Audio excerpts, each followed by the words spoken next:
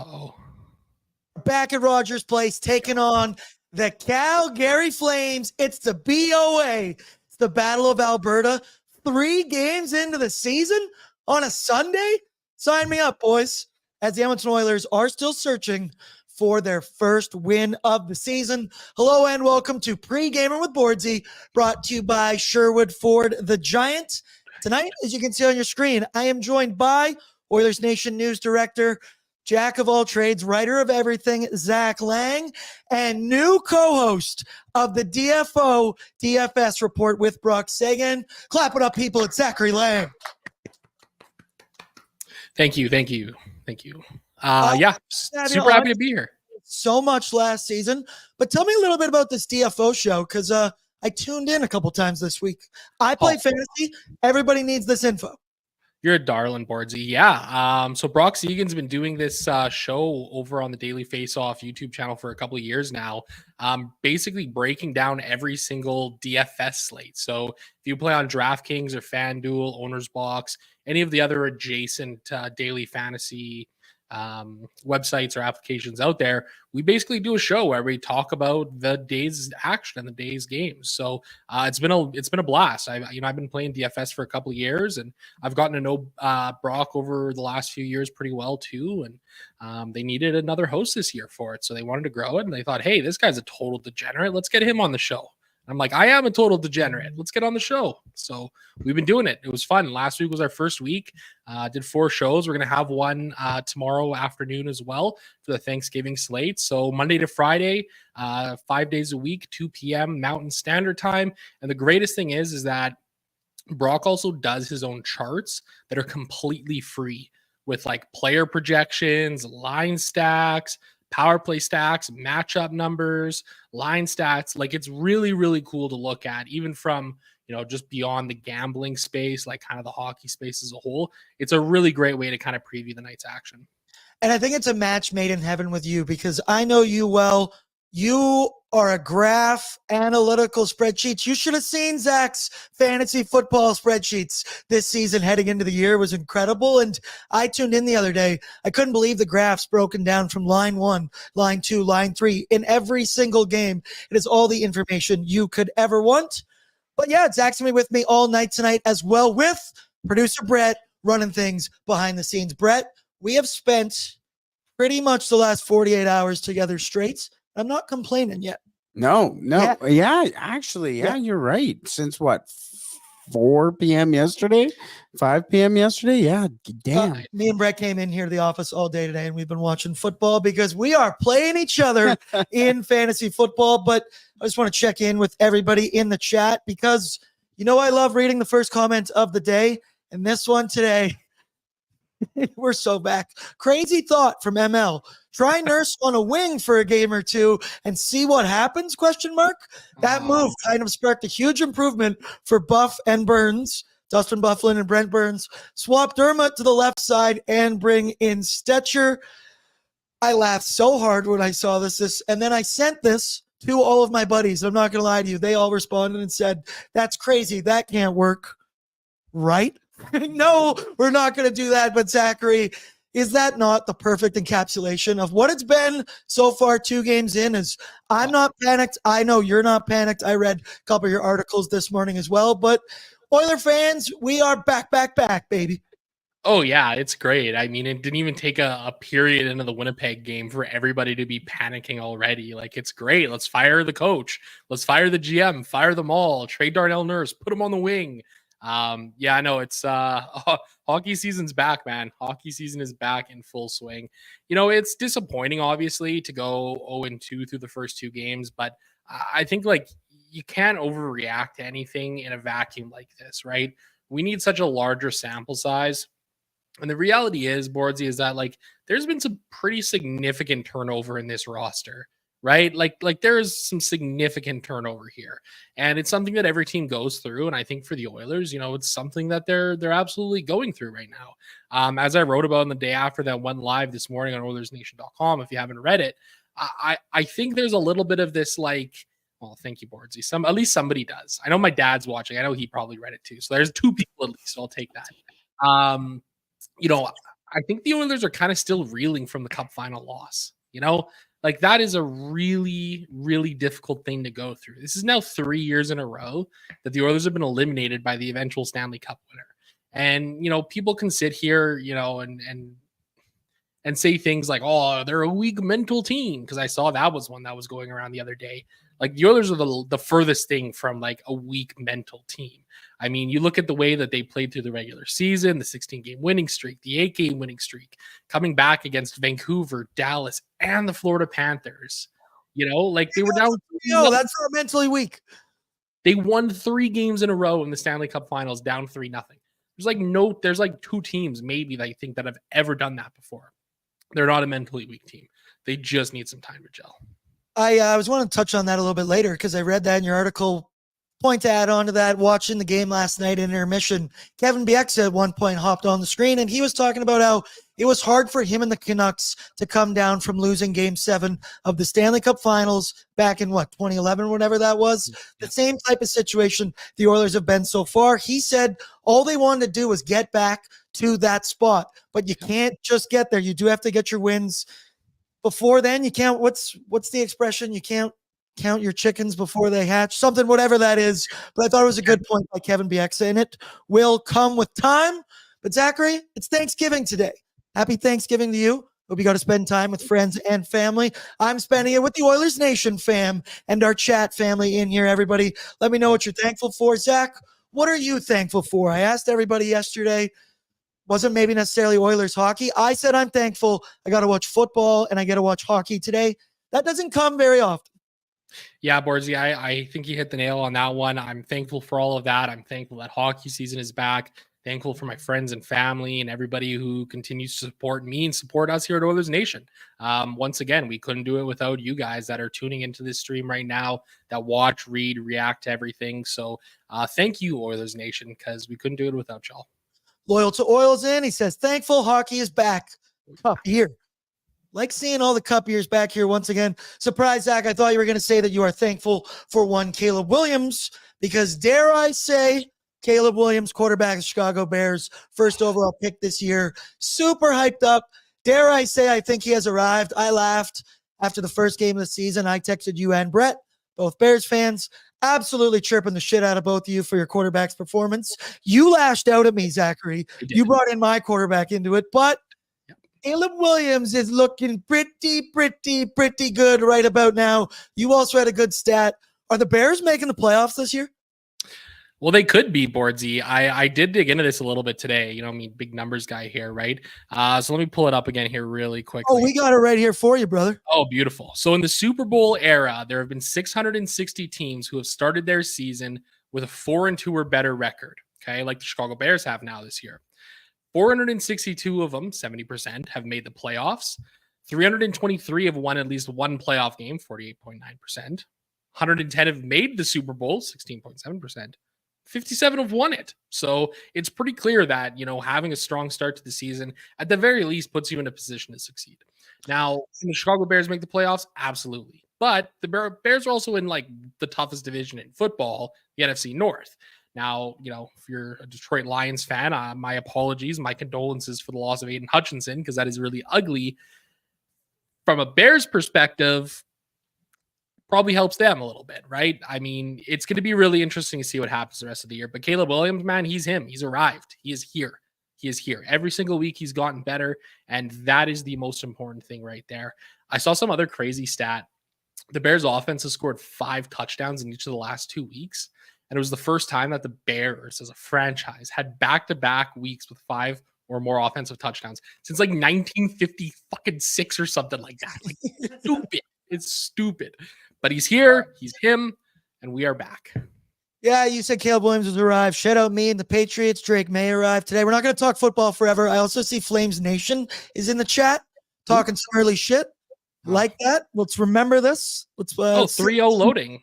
3-0 loading. They're predicting an Oilers victory. That's really nice, you guys. Thank you. Nice. Up on the bulletin Stuart board. Skinner bounce back performance is what's loading, people. But yeah, shout out Drake May, the Patriots. He thought he looked good. They obviously lost the football game, which leads me to everywhere I want to be. Brett, it's all about the path to the pick for the New England Patriots this year. I love this hashtag. Shout out DJ Bean.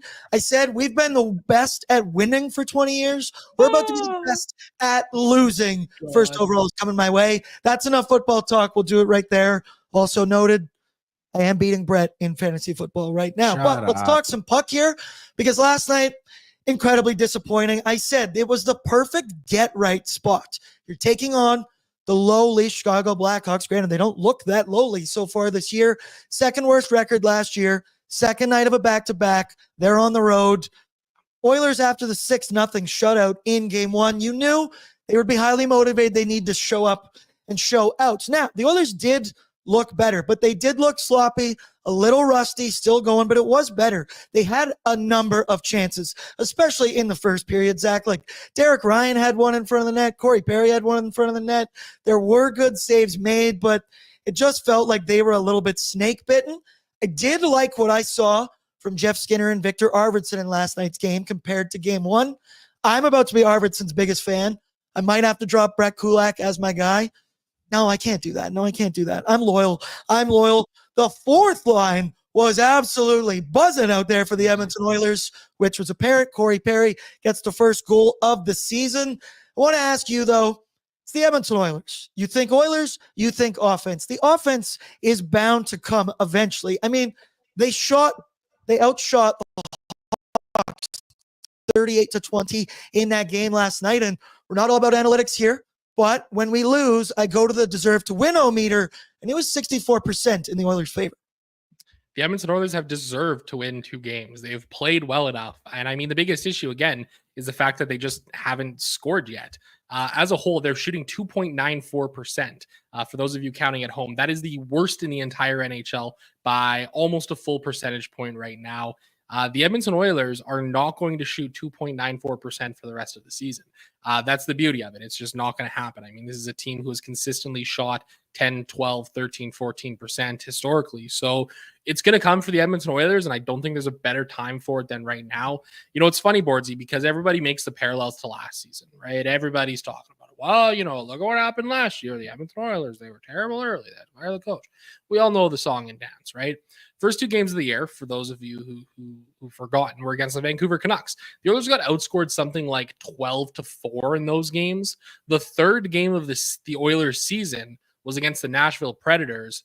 6-1 win. They beat the wheels off of them. Draisaitl and Hyman each had 4-point nights. So if you want to follow that narrative and say, oh, well, it's just a repeat of last year, well, then theoretically, the Oilers should be coming out and beating the wheels off of the Calgary Flames tonight, right? I mean, the motivation is completely going to be on Edmonton's side here. They're going to want to get it done. They're going to want to get this kind of monkey off the back. You know, it was nice to see the power play click last night. A good goal from Leon Draisaitl there. That was a nice positive sign of, you know, hopefully some things to come.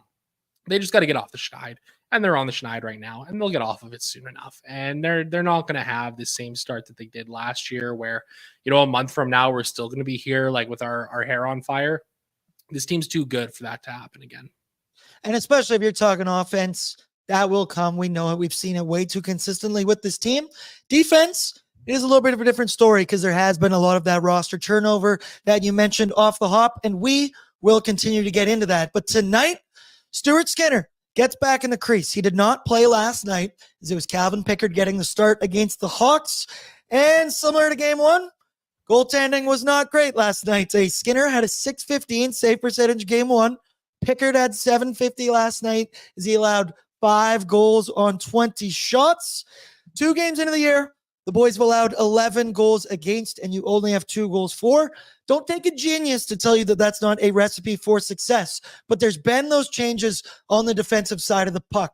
We've seen it. Vinny's gone, Cece's gone, Broberg's gone. You brought in Emerson, you brought in Dermott. They've been playing. We already switched the 2 pairings as well before the start of last game. I'm not going to sit here and blame goaltenders because I've seen it repeatedly here online. They are a huge part to do with it, but it's the Oilers' defensive side of the puck.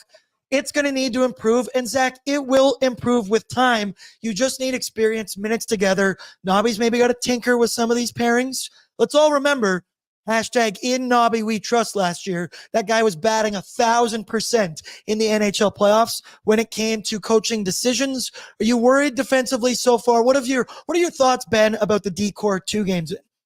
Same thing as my thoughts as before. It's just still so early. We're looking at a D-core that lost Cody Ceci, Philip Broberg, and Vincent Desharnais, right? For as much as you can say, like for whatever they were, that turnover is massive. Cody Ceci played a lot of minutes.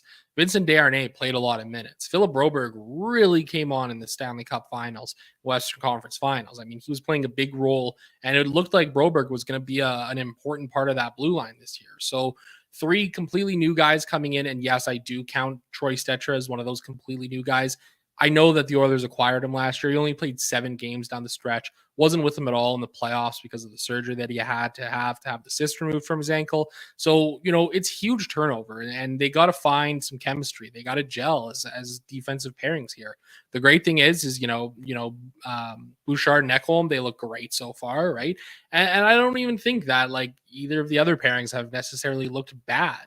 The biggest thing for me too, Bordzy, is that even when you look at these goals against that have happened in the Winnipeg and the Chicago game, it's not like there's like massive systemic breakdowns where Chicago or Winnipeg were cycling the puck in the Oilers zone and they were all over the Oilers and they were hounding them. They were dominating play. No, it was just they were able to capitalize on the chances that they had. And that's really what it came down to for me. So that's going to swing back the other way. The Oilers are going to start capitalizing on their chances. Above all else, the most important thing for me is that the Oilers have looked like the better team in both of these games. And I think that's the most important thing. If we were sitting here and saying like, wow, the Oilers got outshot in both games, they got outworked, and, Winnipeg and Chicago beat the Oilers in all 3 zones on the ice, maybe it'd be a bit of a different story right now. But I mean, it's just way too soon to like make any broad assumptions about this team. We're 2 games into an 82-game regular season. I don't know what the numbers say in game 1, but I have a hard time agreeing. If you lose 6-0, I don't think you deserve to win that hockey game, but I get your point. Last night, I saw enough from the Edmonton Oilers in the improvement scale that, okay, that this is going to come with time. Somebody in the chat here, Ryan S., this has been a big conversation, of course, and will continue to be with this D-core. Somebody asked if we know about the lineup. We don't know for sure 100%. Keep it locked on Twitter. Keep it locked here on pregame, and we'll let you know when we know.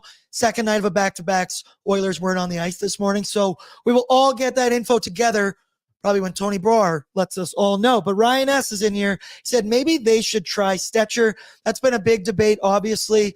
I don't think Dermott was really expected to be in the starting lineup too when the season began in preseason. Obviously, he was on a PTO. There's been the theory that you should try Stecher with Darnell Nurse because he's a puck-moving defenseman, which could unlock some Simple Daryl tendencies. And we love Simple Daryl. We love that. Kulak has been playing with Dermott here, of course. We see some of that. We saw some Emberson last night as well. Do you think Stecher will get an opportunity in here? Because he was acquired last year. He does have more experience with some of these guys than Emberson, than your Travis Dermotts. When do you think we'll see Troy Stecher back in the lineup? I think it should be sooner rather than later. Personally, I wasn't a big fan of changing the pairings from game 1 to game 2. I think you got to just kind of let them ride a little bit. You got to let these guys find some chemistry. I still think that Ty Emberson is the right guy to play alongside Darnell Nurse. But you know what? In the same breath, too, like last year, we saw a little bit of Nurse Stecher at the end of the season last year, and they looked like they could hold their own as a pairing, right? Like you said, we need simple Darnell Nurse out there. He's just got to be able to play simple hockey. And that's when he's at his best, is when he's doing that, right? So again, I think it's just a matter of time. I think, we might see a little bit more of a defensive rotation than we were kind of expecting. I mean, last year in the playoffs, that was something they were very comfortable doing, especially late in the Vancouver series when they swapped Ceci and Desharnais, and then, bringing in Philip Broberg. There was a bit of, you could think it's a bit of a rotation that was going on there. So it wouldn't surprise me in the least to see that kind of continue throughout this season. But yeah, I think, Travis Dermott has earned ice time too. Like he had an excellent preseason. So, I think a little bit of it's, rewarding him and just trying something out a little bit different. And, there's a lot of time to tinker with these lines too and pairings. Bunkin Donut, sick name, says Oilers just need more time together to gel. Could not agree more, brother. But all that talk about these last 2 games, and I mean this, Probably would have, no, I probably wouldn't have said this. We were up 2-0, but throw everything out the window. What happened doesn't matter because it's the BOA tonight. And rivalry games, division games, throw the records out the window, throw the stats out the window because there's going to be a different energy inside Rogers Place tonight.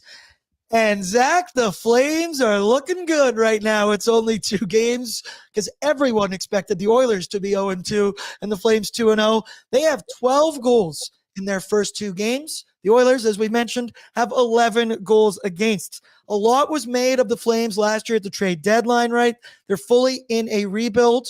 They are off to a hot start. Look at some of these numbers. Now, once again, it is just 2 games in the season, but we got to make our graphics. Shout out producer Pat. He made these on a Sunday during Thanksgiving. You got to love that. That's teamwork, making the dream work. But Calgary, I can't just look at this. The penalty kill for the Edmonton Oilers, we will touch on in a minute. That's tough to look at, but the Flames have been a surprise so far in these 2 games, and they're gelling. Yeah, absolutely. This is a Flames team that's not going to be this exciting all year long. Good for them. 12 goals in the first 2 games. Also allowed 5 goals to the Canucks and 3 goals against the Flyers. So they're still a defensive mess. It's all going to correct itself throughout the course of the season. The Flames aren't going to continue to shoot the puck and score like they are right now.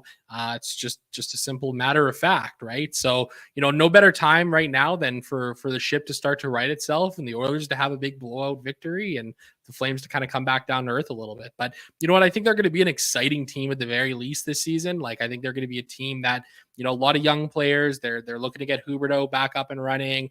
A lot of defensemen, Dustin Wolf, see what he can do in the NHL level. I think he's going to be too small to really be a great goaltender in this league. But hey, who the hell knows?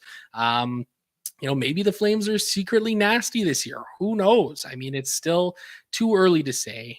And I don't think they're going to be nasty this year. It's Brett. I like this. Ryan S. Take 3. The season starts tonight. Okay. 10 preseason games is way too many. I mean, I thought 8 was enough, but 10 is just pushing it. I see Ryan and he also said, ouch, these stats. Shell, those numbers will even out. Andrew, ouch. Yeah, maybe that'll be the last time we put that up on our screen today. Let's move now to our Willock beef jerky need to know information, courtesy of our fine friends at Willock. Only the finest tasting meat products earn that name. Made from 100% pure Alberta beef, their jerky is aged, seasoned, smoked, marinated to savory perfection. Their jerky gladly fills orders of any size. You can find their jerky, sausage, other products, whatever they have is unbelievably tasty. You get anything you can out of there, exclusively out of their Leduc, Spruce Grove, and West Edmonton Mall kiosk locations. For more info, go to willockbeefjerky.com. Zach, I know you're a big Wilhock guy. Love Will Hawk. Been out here at Chateau Lang for a little while, but there's nothing that I like more than coming into the office and finding a delivery day from the guys at Will Hawk, and we just have like beef jerky and pepperoni in the fridge for weeks, and it's just it's always the best. We do get fed well here. Shout out Oodle Noodle. Shout out Will Hawk beef jerky. Shout out Dog Patch, actually below us, and Bread and Butter, the bakery. I had a nice pizza pocket earlier today. It was absolutely delicious. But tonight, you need to know info. The Oilers against Flames. This is the first of 3 meetings between these 2 teams this year. They'll play tonight. They'll play again in Calgary on November 3rd, which I believe is also a Sunday that I do want to say. And then we won't see that matchup again until March 29th. I have not liked the last couple of years since we've added some teams in the NHL. I'm getting way less Oilers-Flames BOA matchups, but that means all the more reason to savor them and drink it in when they're here, especially on a Sunday like tonight. The Oilers have won 5 of the last 6 regular season meetings between the 2 teams. Another fun fact, Zach Hyman, I believe, is 1 point shy of 400 in his career. Stuart Skinner, he gets the start tonight. Pickard went last night. Stu was bad in game 1, as I said. He allowed 5 goals on 13 shots. That is 8 saves on the evening. Last season, he started it getting shelled against Vancouver for 4 goals, 16 shots. His next game that Stu came in and played, he also allowed 4 goals on 16 shots. Took him 4 games to have an above 900 save percentage. So maybe Stuart Skinner is a slow starter, but I am confident he will find his game again. And as I mentioned, we don't know much about the Oilers line adjustments, but keep it locked here. We will let you know when we know. Oh, just checking Twitter. It's a nice video of Brett Kulak walking in the building, looking handsome as shit. That's a good omen. For the Flames side of things, the Calgary Flames finished 5th in the Pacific last year, 38, 39, and 5. It was their lowest point total, 81 points since 2016. I mentioned lots of turnover. Trade deadline last year around there. They got rid of Lindholm before the deadline. They got rid of a Noah Hannafin in the offseason. They got rid of Jacob Markstrom, even though they tried to get rid of him last trade deadline. But I think he vetoed a trade. Andrew Mangiapane was also traded to the Capitals for a second-round pick over the summer.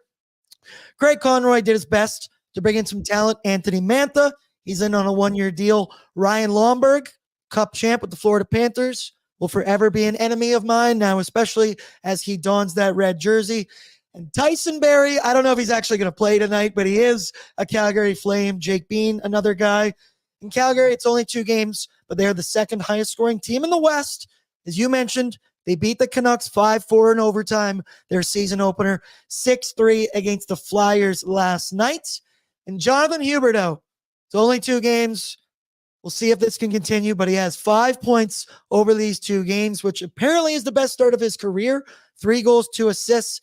Nazem Kadri has 4 points. Andrei Kuzmenko has 4 points. They found some of that early offense, but lots of changes in Flames land this season, Zachary. I think I read it in Bag Milk's Game Day article today where he said, go around all of Calgary trying to bet $20 with someone saying they'll have a better record than the Edmonton Oilers. No one will take that bet in Calgary because they know that it is a full rebuild going on in the Flames world right now.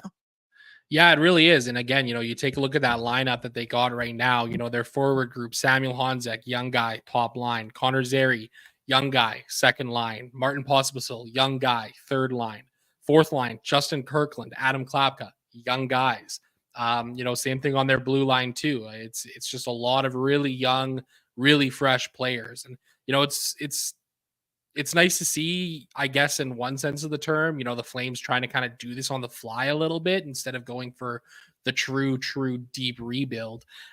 They've got some nice pieces, and I think it's going to be interesting to see, come the deadline, who are the guys that they're kind of looking to really pump and dump and try and get back some assets for the deadline. So, I imagine this is going to be a Calgary team, like I said, that's going to be kind of exciting to watch this year. I think there's going to be a lot of these kind of games in Flameland where they're just trying to outscore the opposition every night. And of course, you're always trying to do that, but more in the run and gun style than the grind them out and find victories that way. K Waddy's in, says Flames, from what I see, play with energy. Oilers still sleepwalking like it's preseason. Could get ugly if that doesn't change tonight. Number 1 fan. If we can't get up for this game, we have issues. And then I need to ask this. Nikki, who are you? You have been saying really weird things in the chat for the last 7 days, all towards me. I assume you're one of my friends because you've been saying inappropriate things. Who are you? Give me your first and last name because I am very confused and I really don't know how to act every time it keeps popping up in the chat. We need social security number, high school, your first 3 digits of your first credit card. That's not even as weird as when Bordzy pops up in the chat and it's a photo of me and someone pretending to be me. Hey, I'm flattered. What do they say? Imitation is the best form of flattery. Let's get into our Sherwood Ford Giant storyline, which is brought to you by Sherwood Ford the Giant, the presenting sponsor of Pre-Gaming with Bordzy. And they got some new stuff going on. The annual Sherwood Ford Food Drive is coming up fast from October 23rd to November 6th in support of the Strathcona Food Bank. Donations will be collected at Sherwood Ford and at Sherwood Power Sports Marine. And this food drive wouldn't be possible without the students at Lakeland Ridge Community School. Food donations are also being collected at the school by the students and will be given to families in need around the Strathcona County area. Through the food bank, please help this cause and donate store-bought, unopened, non-perishable items. Shout out Sherwood Ford. Shout out Lakeland Ridge. Shout out Sherwood Park. Okay, that's one for me. That's one for us out there in my neck of the woods. We're doing good things. My storyline tonight, Zachary, you need to win this hockey game because, oh my God, if we have to do After Dark after this, and they lose to the Flames. Not happening, but we got to deal with the chat. I'm going to see Nurse should be first line center in the first comment of After Dark tonight, but I need to see some improvements. Only 2 games in. Game 1 was sloppy. Game 2, there was improvements. There was offense. There was plenty of opportunities to score. They had way more chances just for snake bitten. I think that will continue tonight. And let's not kid ourselves. Like you've mentioned, Calgary Flames are expected to be a bottom feeder this season. As number one fan mentioned, if you cannot get up for this game, we are going to have some issues. My storyline tonight, I need improvements. And frankly, I need a win. Yeah, I agree. Just win, baby. You know, the old Al Davis saying. It's as simple as that for the Edmonton Oilers here, really. You just got to find a way to come out and just get 2 points. Get the monkey off the back.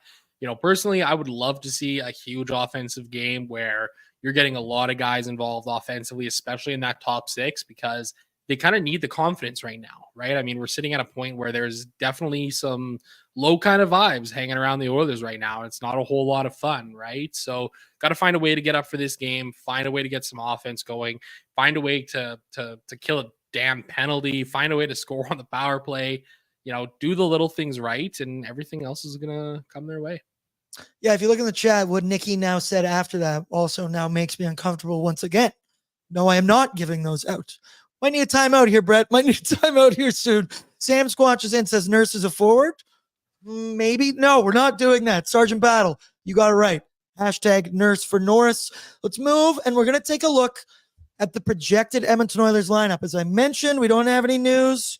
Checking right now. Twitter notifications, still nothing. So we're going to show you the lineup that the Oilers went with last night. So Brett, pull it up for me right here. Top line, Ryan Nugent-Hopkins, Connor McDavid, and Zachary Martin-Hyman.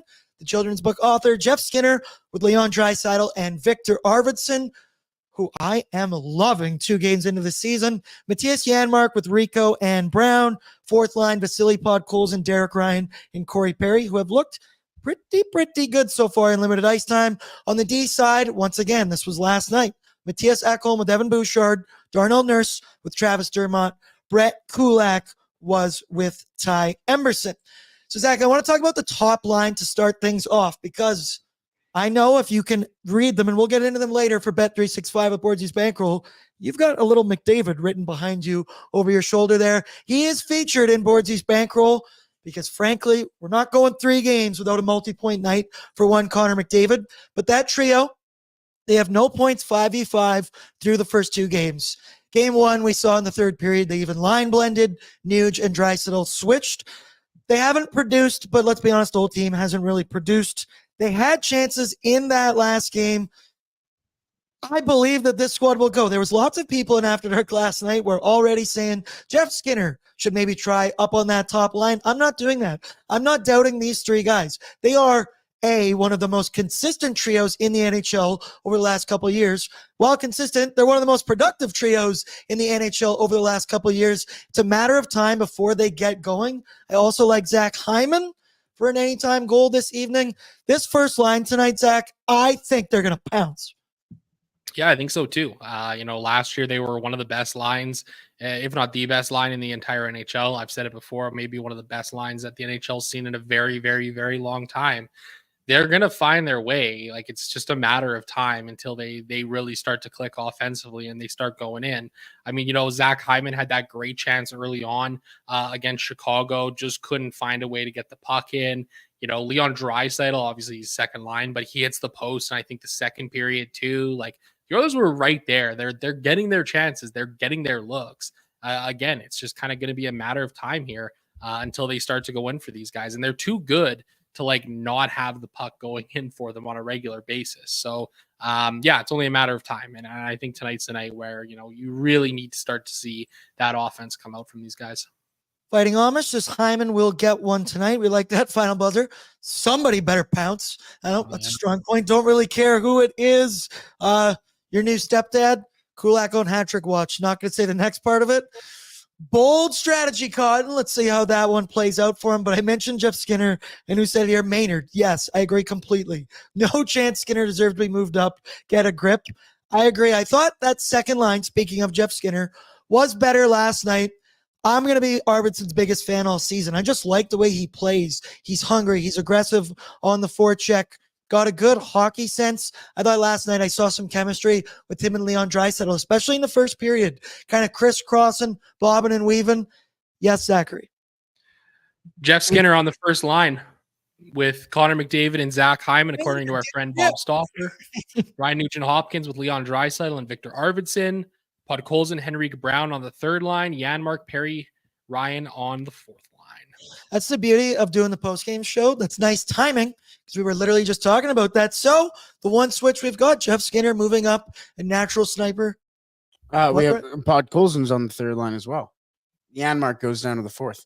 Let's go. We've liked what we've seen from Podkolzin. I saw somebody in the chat also at the very start of the show said upgrade Podkolzin on that third line. So, all right. We're getting a new look top line this evening with a Jeff Skinner. It's the beauty of doing live TV when you're not prepared. We'll see where that goes. In theory, you like it because he is a natural sniper. You're putting 2 goal-scoring guys. Skinner had a 40-goal campaign to his name before. Hyman's fresh off a 50-goal season. McDavid maybe will be looking to be a playmaker this evening. I'm looking at all the people in here. Well, for fuck's sakes. LOL. Yeah, I really liked Skinner. A lot of this going on. Instant reaction, Zachary. What do you think of the move to upgrade Jeff Skinner? Gotta try something out, I guess. I mean, right? I mean, I think that's what the thinking is here, is just try something out that's a little bit different. You know how good that top line can be. Jeff Skinner he's a natural shooter, right? And it's kind of interesting now because you've got 2 natural scorers on the top line with Connor McDavid, who put up 100 assists last year, right? So he's going to have a lot of options to dish the puck to. Don't mind the changes at all, honestly. I think they can work. I'm curious to see how well they work and what can happen here tonight. But I mean, no real complaints on that for me. I think it was just a matter of time till they started to tweak things a little bit. You know, if we want to really have like a bigger discussion about all this stuff too, like the preseason's really starting to bother me the last couple of years, right? You know, you think of the preseason, well, what is it? It's the before the regular season, right? So, you know, this is the time where like these things should be happening. You should be trying Jeff Skinner on the top line. You should be trying Nuge on the second line. You should be trying Emberson with Kulak and Dermott with Nurse. Like, it's not the time to be doing that in the first couple of regular season games, right? And we've seen from the Edmonton Oilers, especially this year, I mean, they got maybe a game and a half with like a full roster, right? That they were going to run on opening day. As far as I'm concerned, I think that's something that really needs to change from an organizational perspective next year moving forward is actually getting your lines together. And of course, I understand the other risk too. Like, you look at all the star players that were hurt in the preseason and all that kind of stuff. I get it, right? So I understand why there might be some hesitancy in that front, but you know, what's more important, you know, getting a look at, you know, your organizational guys and the players who are going to be playing in the American Hockey League, or, you know, getting your team ready for game 1 of the regular season when you're hoping to win a Stanley Cup this year. It's something that's kind of been on my mind here lately. Yeah, I can agree with that. Ryder's in here talking about that top line. McDavid will never shoot. LMAO. He's still Connor McDavid, but an anytime goal might have taken a hit. But as people are pointing out in the chat, because the more you look down at those deep pairings, there is a new name on that third pairing playing with Brett Kulak. We talked about this literally 20 minutes ago, wondering when Troy Stecher would get his first opportunity in the Oilers lineup. Well, bam, it's coming tonight in the Battle of Alberta. So that's telling me Emerson out for Stecher. Dermott continues to play in that second pair. So he's a little bit up on Nobby's depth chart, maybe more than I thought. I did like from Dermott yesterday. And you mentioned the Oilers getting chances. Viktor Arvidsson did score a goal. And I do want to tell everybody who watched last night, I had Arvidsson anytime goal in Bordzy's bankroll. It got called back. I said it wasn't counting. Then I said, I'm going to count it myself. Bet365 paid me out for that goal. I don't know what was going on, but I got paid for it. I'm not going to say anything. Shout out me. I went 2 for 3 last night. Quit saying it on the record. Quit saying it on the record. Quit saying what on the record? Yeah, they DM me and they're gonna take. I'm gonna be in the negatives in my account later. But we're taking it all. Troy Stecher makes his Oilers debut for this season. Troy, Speedy Stecher, people are in here. Some guys, I agree. Dermott should be out. People like that Stecher's in. I know Tyler Probably going to like that Stetcher's in. He's been high on him, but I know he wanted him to be playing with one Darnell Nurse. So we'll see where that goes. Brett, pull the line up back up for me again. Because one line that I thought was great last night was that fourth line of Vasily Podkolzin, Derek Ryan, and Corey Perry. Mentioned DR had a chance. Corey Perry had multiple chances and a goal. Podkolzin, though, 2 games in, he's been energetic. He's been that spark plug. He's been physical. I like that he's getting awarded moving up into that third line. There's a lot of recency bias with Brownmark featuring Rico because they were so good in the Stanley Cup playoffs, specifically the Stanley Cup finals, that you just wanted to trust them and let them see if they could pick it up. If we remember, Matthias Janmark has been a fourth line guy on the Edmonton Oilers for as long as he has been here. I'm interested to see what Vasily Podkolzin can do with better talent, some speedier guys in one Connor Brown, and he's earned that opportunity, I think, to be moved up. What do you think of the move, Zach? Yeah, I agree with you on that. I mean, I think Podkolzin was a real bright spot in the preseason. He's a guy who's put up some offense in the past. It kind of remains to be seen if he's going to be able to do it again here for the Edmonton Oilers. But at the very least, he's a guy who's, bringing the energy, right? He's your Klim Kostin type from the other year where, he's going to go out there, he's going to lay the body, he's going to be hard on the forecheck, hard on puck carriers. The Oilers need that stuff too, right?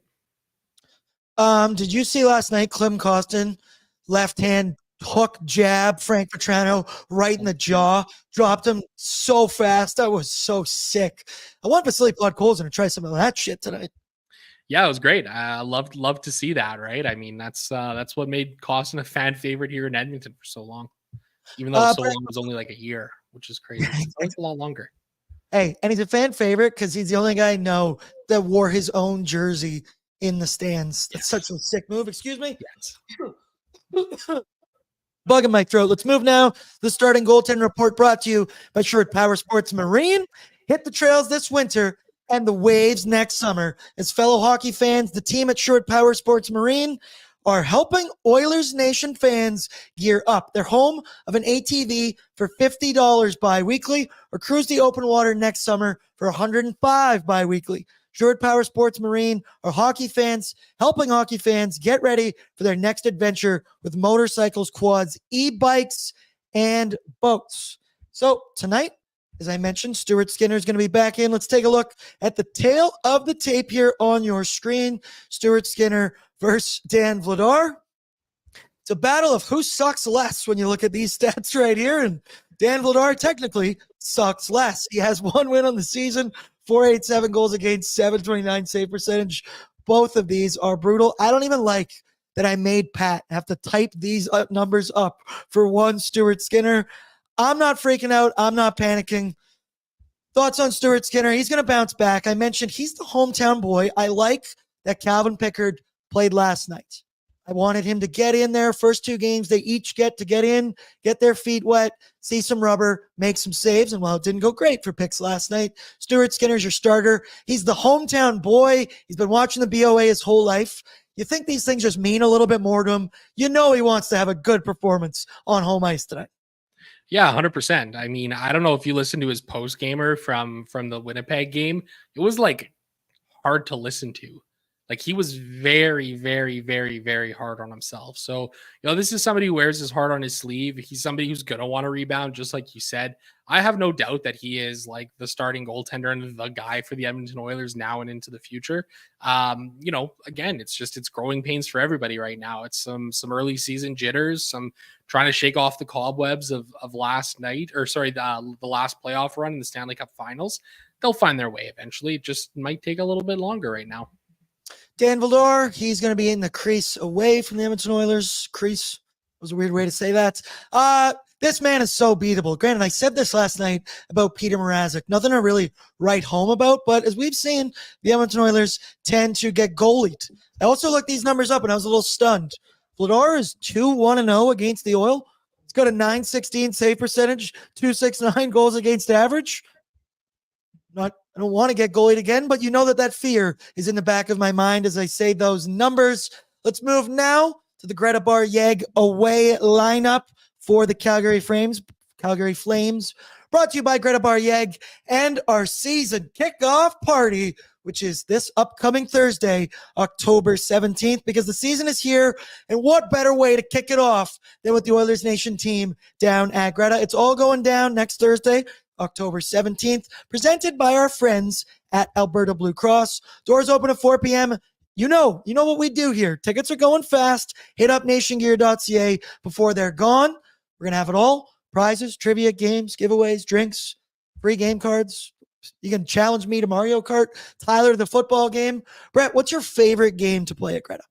Ooh, I'm probably the basketball game guy. I think I like the basketball game. I have started hustling people at Connect for basketball. Oh, yes, and I'm that's not what I going do to give too. you my secret, but I have... What's your secret so I can beat you? Nope, not That's on the my record. game too. Not on the record. Plus, this year, we're supporting Free Play for Kids, helping kids in our community access sports. Don't miss out on the biggest kickoff party of the year. Be there or have the worst case of FOMO you've ever had. Visit nationgear.ca to reserve your spot. Also, while at nationgear.ca, speaking of FOMO, the Nation vacation to Denver, Colorado, November 29th to December 3rd. We're doing it all. We're going to go see the Oilers take on the Avalanche Saturday night, Monday night, Broncos, Browns. I don't care who plays. It's primetime Monday Night Football. It is going to be a lit experience. We'll be at the DNVR is the name of the bar. Get it? Like Denver. They got a podcast studio in the bar. We'll be pre-gaming. We'll be post-gaming, I do believe, from both. Definitely pre-gaming. And I think post-gaming, not legally binding. Don't hold me to that. But nationgear.ca, go check them out. We've got full flight options. We've got non-flight options as well. If you want to use points to redeem your flight, if you're coming from a different city, I know lots of people watch ON content who don't live in Edmonton, but you want to meet up in the Mile High City, correct? That is what they call it. That is I don't correct. think I've ever been in that amount of altitude before. That'll be different. I hear it's hard to play sports out there when it's like that. Let's take a peek, Brett. You got the new lines? Do you have the new lines? Calgary Flames apparently has new lines that I have not seen. Okay, so we got Kadri Kuzmenko, and I forget how to say that guy's name. Say it for me, Zach. Hanzik. Jonathan Huberdeau, second line with Pospisil and Anthony Mantha. Connor Zary with Michael Backlund, the captain with Blake Coleman. Ryan Lomberg, Kirkland, and Matt Coronado. Mackenzie Weegar with Daniil Maramanov. Ball with Anderson. Barry's in the lineup. Let's go. Sorry, I have to really lean in to see that on the screen in front of me. Should I get glasses, boys? Probably. No, I should not. Zachary, as everyone predicted, though, of course, the Flames are 2-0. Everybody thought that was going to happen. I'm sure Flames Nation, who was in the YouTube chat earlier talking some shit, I'm sure they expected that as well. But they've won two very different games. Game one was a dramatic comeback against the Vancouver Canucks. They were down 4-1 after the first period in that one. And then last night against Philly was just a very calm, cool, collected, composed, whatever C word you want to use, not whatever C word you want to use. They're getting contributions from all over the place. They looked good. We talked about it enough. You don't have to go into in-depth, but I want to say they deserve the 4 points that they have gotten so far this season. Yeah, they have. They've been showing up for their games early on this season.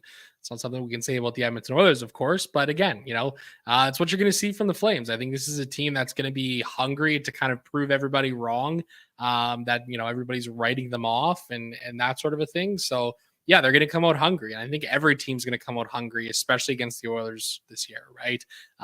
Beyond the Florida Panthers, the Oilers are kind of the team to beat in the NHL nowadays, right? So the Oilers need to remember that and not take any of these games lightly. I see Nikki's back in. Appropriate comment. I challenge you to Mario Kart. There we go. All right, now we're going, Nikki. Now we're moving. Also, Zach, look who's back.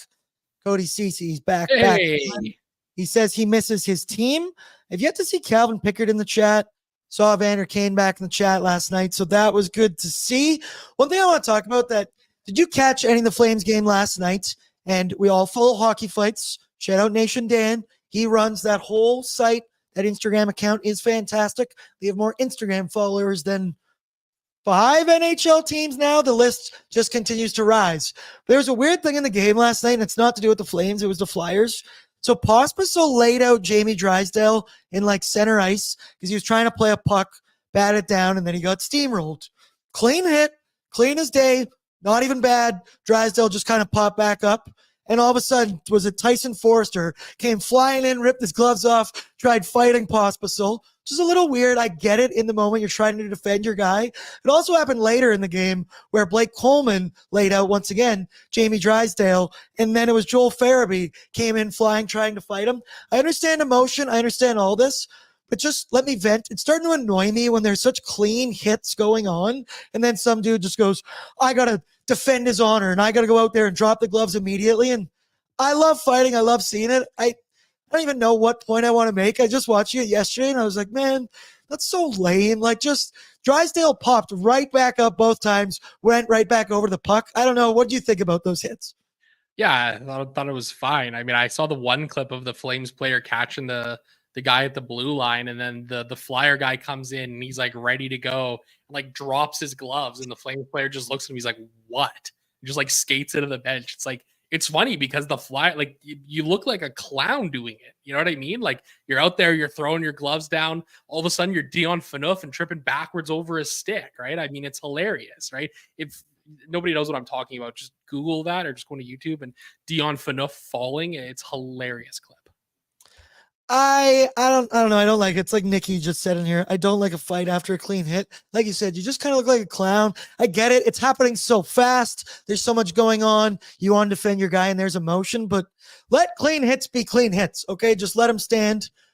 Let's now move. We got a couple minutes left and it's everybody's favorite time. It's time for Bordzy's Bankroll, brought to you by Bet365. Brought to you by Bet365, proud partner of Pregame with Bordzy. I was scrolling for my ad read. Open an account with Bet365 today and bet on a huge range of markets. Whatever the sport, whatever the moment, it's never ordinary at Bet365. Use the code. You see it on the bottom of your screen. All capitals, oily bonus. Shout out Bet365, especially for my Arvidsson one last night. I've got 3 bets that we'll go through right here. Brett, you know the drill. He'll make a YouTube poll for everybody. Get in there and vote. My first option tonight, I mentioned it. There's no way Connor's going 3 games without a multi-point game. This is straight up gut feeling. 2+ points for 97 is still minus 130. You got to love it, but I'm trusting my gut on that one. My next one, Arvidsson, number 33, over 2.5 shots on goal. I have loved so much from Arvidsson so far. He had 2 shots in game 1, only 1 yesterday, but I mentioned he was ripping one-timers. He was just missing wide of the net. And shout out, if it cashed last night, maybe it'll find a way to cash again tonight. And then the final one, Boosh Bomb, power play. Could even get tipped. 1 power play point currently at plus 145. Boosh had 35 power play points last season. Doesn't have a single point so far this year, but he was a point per game guy last year.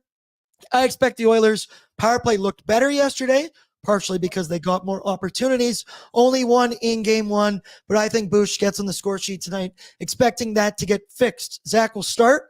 Out of those 3 bets, which one do you like the most? Yeah, I like the Boosh one. I think this is a good get-right spot for him tonight here. Get on the board, provide some offense for the team. Count me in on that one. Brett, what do you like out of the 3? I'll be honest with you. I just threw down a Boosh goal in general, anytime goal. So I'm going with the Boosh power play point. It can come by power play. It can come 5-on-5. I don't care, but you also know what I'm saying. It's the only plus on there, baby. I'm following that plus. Nice. Boosh goal. That takes guts. We need guts. I like that. Zachary, I see you got it behind you over your left shoulder right there with 3 bets. You want to tell the folks what you like out there on the Bet365 market tonight while I place my bets? Couple of really juicy plays, and one of them that I like even more now, actually, because of the line changes. First bet of the day for me, Connor McDavid, anytime goal, sitting at even money right now. What are we doing here? Absolutely love that line right there.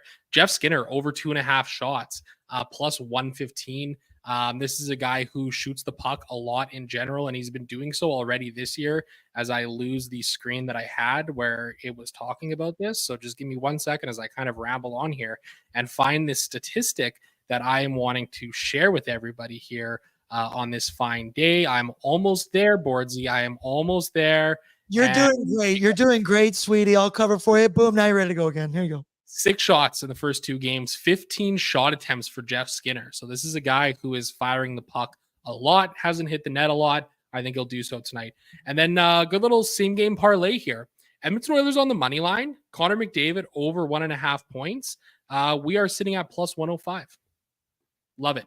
Love it. It's a huge money line number. Yeah, it's a big money line number. I think they're like minus 270 on the money line right now. Parlay that with McDavid over 1.5 points and a little plus money parlay right there. I see some people in the chat just trying to catch up with it. Robbie, it's very nice. It's happy Thanksgiving, fellas. Happy Thanksgiving to you and yours as well. I hope everybody spent the weekend with family. I hope you're pre-gaming with family right now. Zach, you said your dad might be watching. That'll be cool. I know my fans watching as well. Ryan S. says McDavid will go beast mode tonight.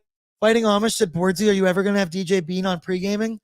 Yes, I am going to have DJ Bean on pre-gaming. He is a New England Patriots fan as well, so we could just talk about the path to the pick, baby. The path to the pick. Brett, that's why I love you. You're quick on the draw. Let me know, people, what are your score predictions tonight? And give me your anytime goal score. Zachary, I'll let you kick it off. Final score, anytime goal score. The Oilers had a 6-1 win against Nashville in the third game of the year last year to get off the schneid, so we're going back to the well.